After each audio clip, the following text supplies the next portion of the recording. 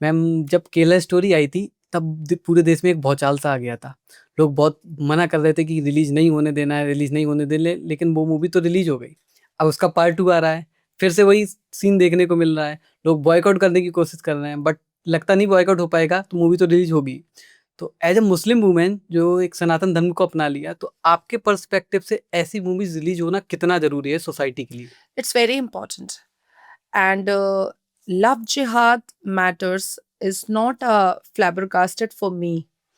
And remember one thing, Rome wasn't built in a day. Yeah. It's a completely hoax.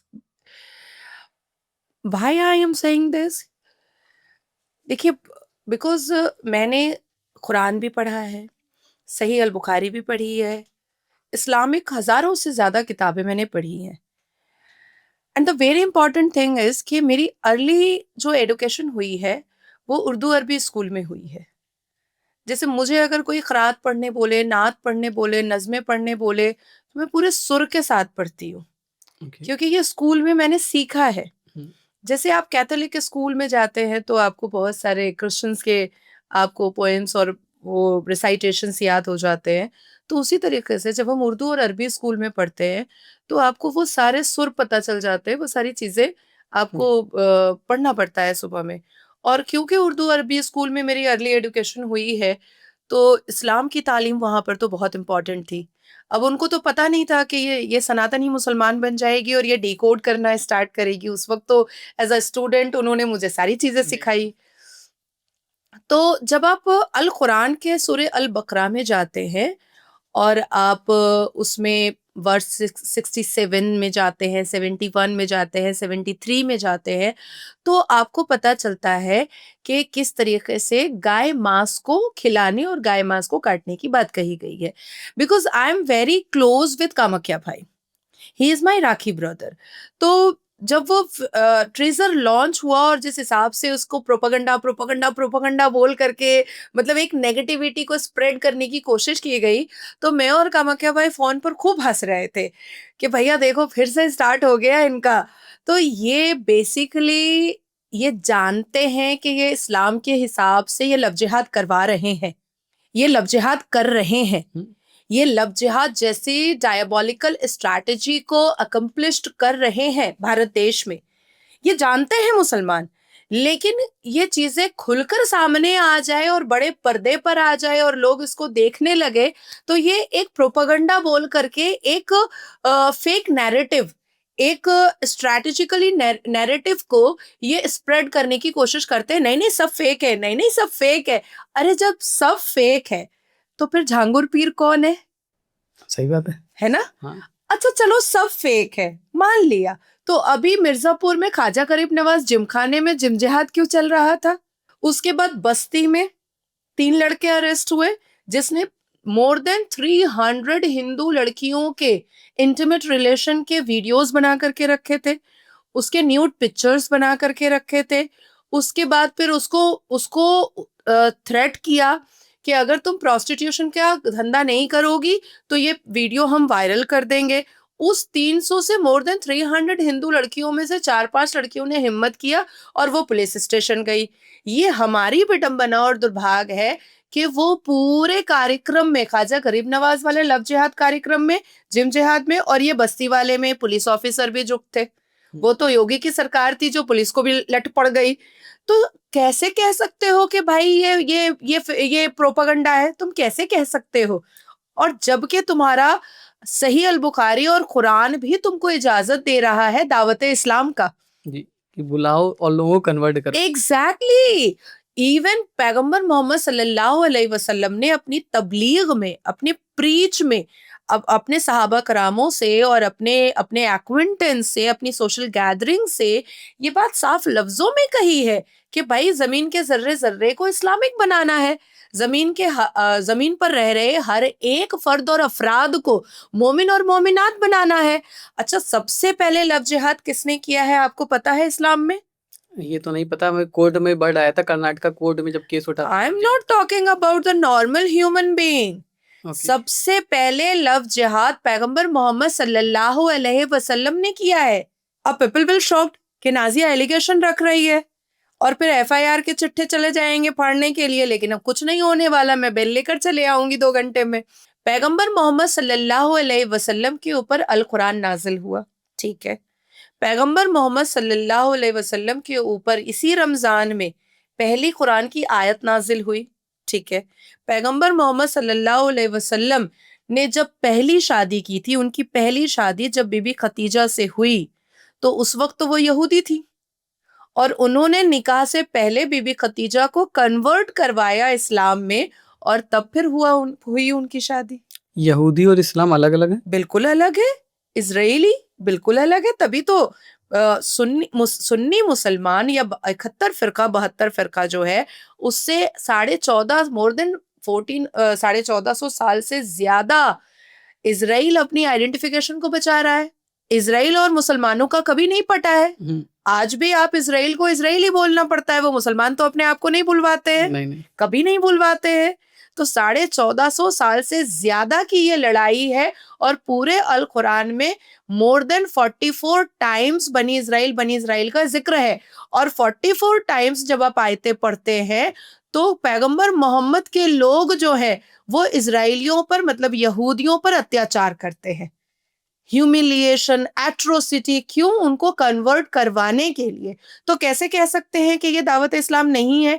कैसे कह सकते हैं कि कन्वर्शन नहीं है? कैसे कह सकते हैं कि लव जिहाद नहीं है?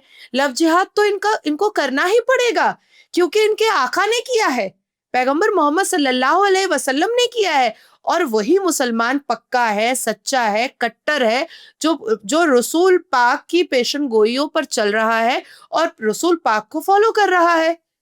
हम अपने सारे मुसलमान क्या बोलते हैं अपने आप को? उम्मते रसूल, सुन्नते रसूल बोलते हैं ना। तो जो पैगंबर ने किया है वो तो इनको करना ही है, तो इसको डिनायल मोड में ले जा करके तो कोई फायदा नहीं है। इवन हमारी बात भी चल रही थी आपस में कि अगर कोई गया, जैसे मदनी ने कहा है कि वो जाएगा मुस्लिम पर्सनल लॉ बोर्ड और देवबंद जाएगा न्यायपालिका।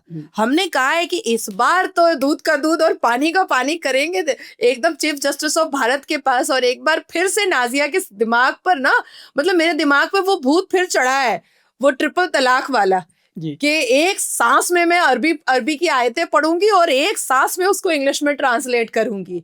मुझे लग रहा है कि मुझे फिर से उतना खूंखार बनना पड़ेगा। विद टाइम मैंने अपने आप को बहुत पोलाइट किया है, मैंने अपने आप को बहुत बैलेंस किया है। मुझे ऐसा लगा कि भाई बच्चा बड़ा हो रहा है, मैं किसी झमेले या किसी लफड़े में ना फंसूं तो ज्यादा अच्छा है। जब तक बच्चा छोटा था वो चीजें नहीं समझता था। अभी क्या है कि वो ट्रोल भी समझता है, तारीफ भी समझता है, ताली भी समझता है, गाली भी समझता है। तो मैंने अपने आप को बहुत बहुत नॉर्मल, बहुत पोलाइट करके रखा था, लेकिन अब मुझे समझ में आ रहा है कि सर्कमस्टांसेस नीड माई अग्रेशन। तो अभी मैं एकदम रेडी हूँ। इवन इस बार मेरे बर्थडे पर जब मेरा बेटा आया था तो मैंने उससे डिस्कस भी किया। उसने कहा ना mamma, go ahead, I am with you in any circumstances. तुम जो कर रही हो, भारत नीड दैट, तो मैं तो एकदम रेडी हूं। तो कोई नहीं लव जिहाद को डिनाइल कर सकता है, एक भी मुसलमान नहीं कर सकता है। तो मैम जो केरला स्टोरी में दिखाया गया था, तो ग्राउंड रियलिटी और मूवी में जो दिखाया गया उसमें कितना डिफरेंस है? ग्राउंड रियलिटी और भी ऑब्नॉक्शियस है। जो ओरिजिनल जो रियलिटी है, जो जीरो ग्राउंड की रियलिटी है, जो रियल है, वो और भी स्केरी है। क्योंकि हम जब मिनिस्ट्री ऑफ ब्रॉडकास्ट में जाती है मूवी चेक होने के लिए, सेंसर में जब जाती है मूवी चेक होने के लिए, तो बहुत सारी भयानक चीज़ें वहाँ कट जाती हैं। और जितने भी प्रोड्यूसर और डायरेक्टर होते हैं वो जानबूझ करके भी बहुत स्कैरी चीज़ों को नहीं डालते हैं, क्योंकि वो सेंसर में अप्रूवल ही नहीं होगा। अब आप सोचो कि श्रद्धा की बोटियों पर अगर कोई मूवी बने तो क्या सेंसर अलाउ करेगा काटते हुए? कैसे उंगलियां काटा था, कैसे पैर काटा था, कैसे बोटियां किया था, कैसे फ्रिज में ठूस ठूस के रखा था, क्या अलाउ करेगा सेंसर? तो श्रद्धा को हम सिर्फ बोलते हैं, सिर्फ श्रद्धा के बारे में बोलते हैं, क्यों? ऐसे ऐसे तो 439 केसेस विश्व हिंदू परिषद ने प्रेस कॉन्फ्रेंस में रख दिया था, जिसमें बेटियां बक्से में मिली थी टूटी फूटी, जिसमें बेटियां गटर में मिली थी, जिसमें बेटियां जो हैं वो एक टीन में मिली थी, आम के बक्से में बेटियां मिली हैं, पूरा फोल्ड करके उसको रख दिया है, मुंडा काट के बीच में रख दिया है। तो क्या सेंसर बोर्ड इस बात को अलाउ करेगा? बेसिकली जो केरला स्टोरी 1 में और केरला स्टोरी 2 में या द कश्मीर फाइल में या द कन्वर्शन में ऐसी जो भी डॉक्यूमेंट्री मूवी सत्य के आधारित पर आ रही है, वो एग्जैक्ट जो चीज है वो नहीं दिखाई जा रही है, मतलब ग्राउंड रियलिटी उससे भी बुरी है, उससे भी भयानक है। नहीं देख पाएगा कोई, नहीं देख पाएगा। जैसे मेरा जो लीगल चैम्बर है कैलकाटा में, वो है ग्रीश पार्क में, ठीक है। तो वहां पर आगे जाकर के एक प्रभात सिनेमा हुआ करता था और एक कृष्णा सिनेमा हुआ करता था। अब तो कृष्णा सिनेमा जो है वो शॉपिंग मॉल बन गया है, मुझे लगता है 3 साल हुआ होगा। मैं आपको 9 साल पहले की बात बता रही हूँ। तो प्रभात सिनेमा के पास जो कचरा वचड़ा उठाते हैं परिवार वाले, जो बेगर होते हैं, वो अपनी बच्ची को लेकर के सो रहे थे and they all are Hindus. पास में ही उल्टे फुट पर केला बागान है, वो मुस्लिम हाईली पॉपुलेटेड एरिया है। रात में एक सिर्फ और सिर्फ 2.5 साल 2 साल 7 महीने की बच्ची को उठा के ले गया मुंह चाप करके, और उसके बाद फिर उसको ले जा करके उसका वर्जाइना में ब्लेड काट करके उसके साथ इंटीमेट रिलेशन और इंटरकोर्स किया है। बच्ची सुबह में गटर में पाई गई, थोड़ी सी सांस बची हुई थी। मुझे थाना से फोन आया कि नाजिया जी ऐसा ऐसा हुआ है, क्या आप इस मामले को देखना चाहती हैं? मैं गई, मैंने एक ऑफ वाइट कलर का दुपट्टा ओढ़ा हुआ था, उस दुपट्टे में मैंने बच्ची को लपेटा और मैं मेडिकल हॉस्पिटल लेकर के गई। इतना एक्सट्रीम केस बच्ची के साथ? जी, आई हैव दैट फाइल। वो केस की फाइल आज भी मेरे पास है, और वो बच्ची की पढ़ाई, शिक्षा, बोलना नहीं चाहिए, उस सब की जिम्मेदारी मैंने मुकम्मल 5 साल की। अब वो बच्ची कहाँ है, क्या है, मुझे नहीं पता।